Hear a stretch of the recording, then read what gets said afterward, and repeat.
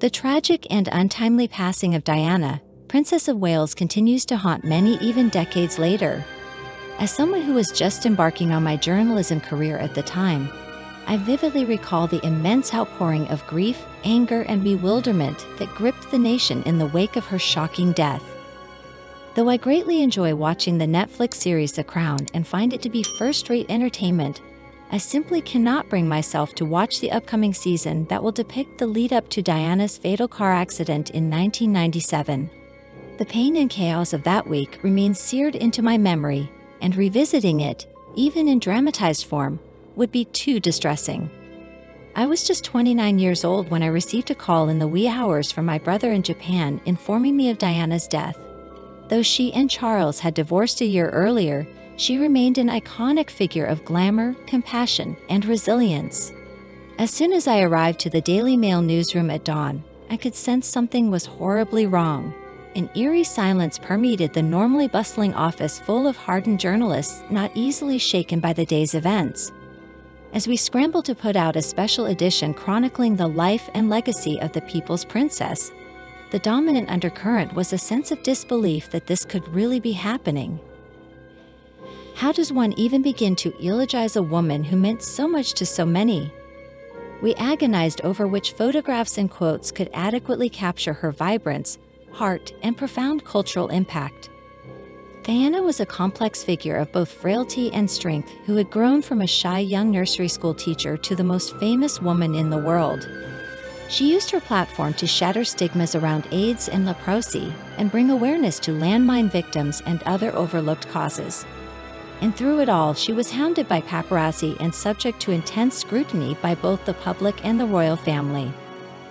I vividly recall the surreal days that followed the Paris tunnel crash that took Diana's life and that of her companion Dodi Fayed. As the Queen remained silent in Balmoral and public outrage mounted over the royals' perceived apathy, hundreds of thousands of mourners flooded the streets around Buckingham Palace to openly weep, leave floral tributes, and bid farewell to the People's Princess. As a young journalist, I struggled to make sense of it all and put the unfathomable loss into words.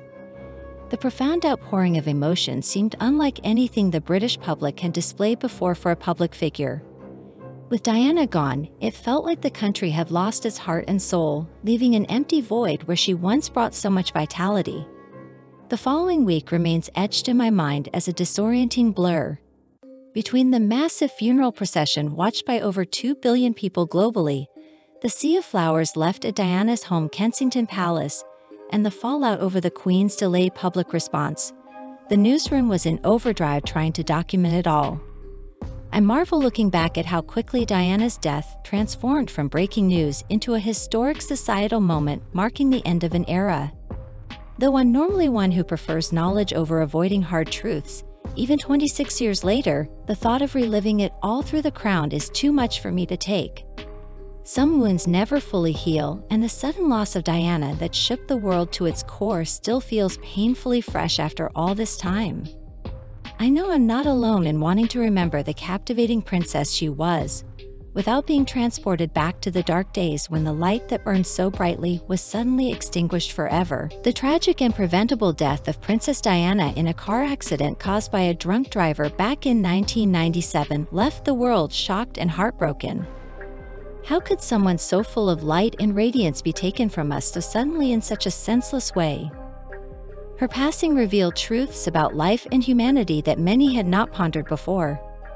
Collective grief was not something the British people had experienced en masse in recent times. The famous British stiff upper lip was shattered. Diana's death revealed a deep longing for connection, community, and meaning that had been drained from society since the more optimistic 1970s. Watching the Netflix drama The Crown portray those dark days of the late 1990s immediately transports the viewer back to the hollow greed is good mindset of that era. While we may not have had the answers back then about how to process such a painful event, over 20 years later, we still grapple with the same questions and emotions stirred up by her tragic end. Of all the actresses who have attempted to embody Diana's spirit on screen, Elizabeth Debicki comes the closest to genuinely capturing her essence. Yet even with superb acting skills, it remains agonizing to watch dramatizations of the accident and its aftermath. Some wounds do not completely heal even decades later. The rawness and anger have softened over time after those excruciating days between the Paris tunnel and Diana's burial on an island at Althorpe. But the profound sadness still lingers undiminished.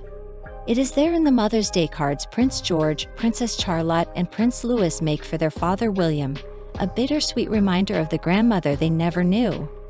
It is palpable in the sunken garden at Kensington Palace, where a statue, though carefully crafted, can never truly reflect Diana's vibrancy and magnetism that lit up any space she occupied. Most poignantly, the lingering grief is embodied in the heartbreaking rift between her two sons, William and Harry, a divide that Diana would never have tolerated if she had lived. Families always have dysfunction, but the wounds that stemmed from her sudden absence seem unreconciled. Prince Harry is clearly still a broken man in so many ways. His raw memoir Spare lays bare his inner turmoil and anger, still unhealed even as he nears 40 years old. Losing his mother at such a formative age understandably left him with deep distrust and unprocessed trauma. Though some may critique his life choices, the pain surrounding Diana's death has undeniably shaped Harry profoundly. The last month of Diana's life was bewilderingly erratic. She wanted attention yet shunned it at times. She sought to reinvent herself but still clung to elements of her old world. Dodi Fayed represented a temporary escape, a fleeting romance to soothe her broken heart over the one man she truly loved. In the end, Diana died with much unfinished in her work, her relationships, and her role in public life. As Dominic West eerily remarks when portraying Prince Charles in The Crown's upcoming season, "This is going to be the biggest thing that any of us have ever seen. Even after all this time, I do not need to relive the experience of losing Diana." The world changed irreversibly on that fateful night in Paris in 1997. Though decades have passed, Diana's absence still feels raw and unfathomable. She remains frozen in memory at age 36, eternally luminous yet denied the chance to fully spread her wings.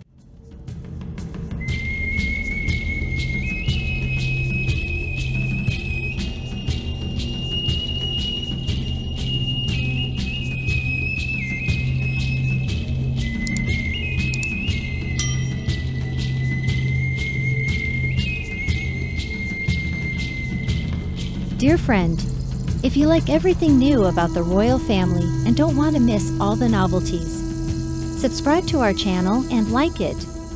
By doing so, you take part in our development. We work for you.